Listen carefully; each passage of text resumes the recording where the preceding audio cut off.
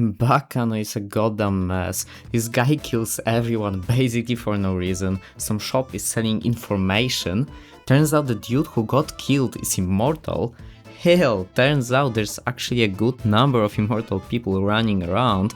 You're jumping around the timeline like a boxer on a jump rope, and really the single most important storyline never even leaves the train. So yeah, a lot happens here and I had a blast, not gonna lie. But after watching this 13 episode anime, I thought crept into my brain. A brain robbed by its constant hunt for meaning. So what? That's it? For about the next 20 seconds, I tried to find the meaning of this anime. You know, some kind of point, some social commentary, something like that.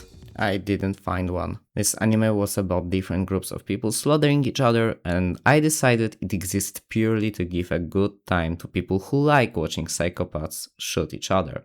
And that's kind of cool, honestly. Imagine my surprise when one day I opened up this site called Mal and I saw a title called Baccano Specials. And imagine my even bigger surprise when it turned out these weren't some unrelated filler episodes about nothing, but a full, legitimate ending to the series. Since I wanted to watch something, but didn't feel like starting anything new, I threw these specials on. The first 2 episodes were fine, but the real turning point hit at the 22-minute mark of episode 3 during a conversation between a certain Carol and the vice director, where she asks the key questions. Who's the main character and how does this story even end? But before we can understand that answer, we need to jump back for a second to the year 1947. World War II had ended 2 years earlier, flipping the known world upside down and leaving nothing behind but ashes. It's right there on the rubble of that old world that French writer and philosopher Albert Camus publishes his famous novel, The Plague. Camus was a champion of absurdism, a philosophy built on the idea that the universe is completely indifferent, that human life has by definition no higher meaning, and yet we have to accept that absurdity and live the best we possibly can. In The Plague, Camus also wrote about evil. He pointed out that the plague bacillus never actually dies. Even once the epidemic's defeated, it never really goes away. It hides in furniture, bedsheets, waiting to strike again years later and put humanity to the test all over again. And now that we've got that crash course in philosophy out of the way, let's get back to Baccano. Where does this story begin? And where does it end? Who was the main character? Well, this story never really began. And it never really ended either. It's a story about life, about people's relationships, about how they affect each other and how they part ways. The immortal characters serve as a metaphor here, illustrating how one person's actions always affect the future, both directly and indirectly. They show that a person's story never truly ends, even when that person dies, that the ending is only apparent and that life isn't meaningless, because it keeps affecting the world of everyone else around it. A world with no main character.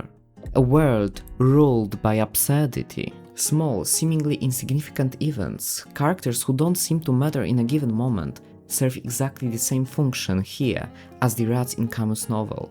They're seemingly irrelevant details that set off avalanches in the plot. Exactly the way a few harmless looking rats brought the deadly plague to Oran.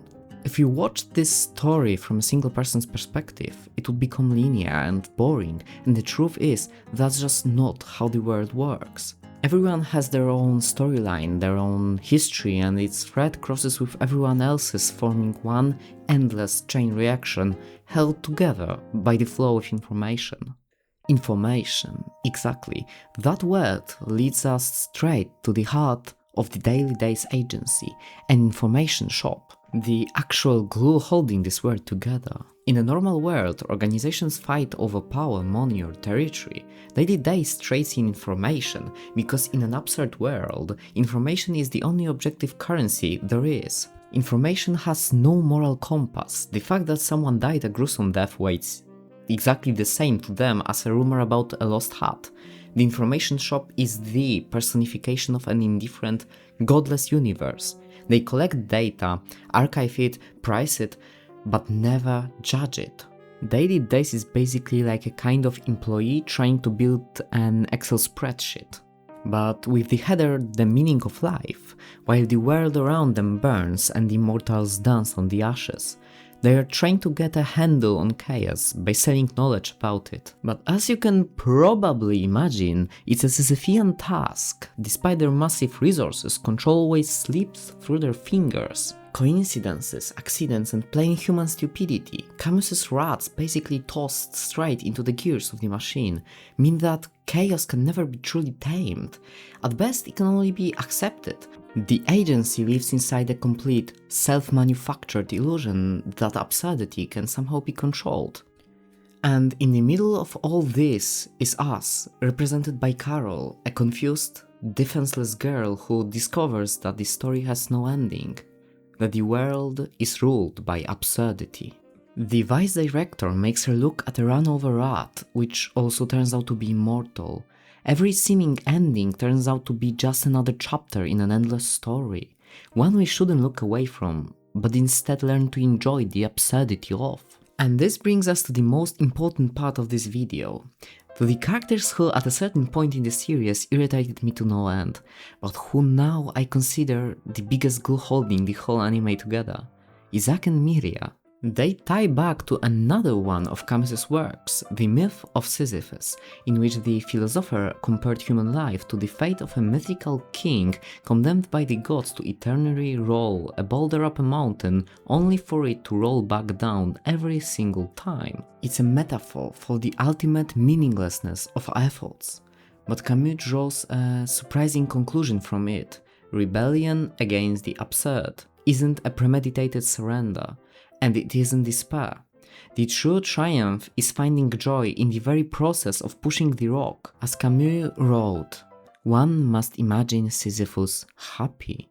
In the world of Baccano, drenched in blood, intrigue and dark mafia secrets, it's Isaac and Miria who embody the happy Sisyphus. At first glance they're just comic relief, an adorable but not terribly bright pair of small-time crooks there to provide a comedic briefer. But if you look at them through a philosophical lens, it turns out they are the absolute winners of the sick universe. Why?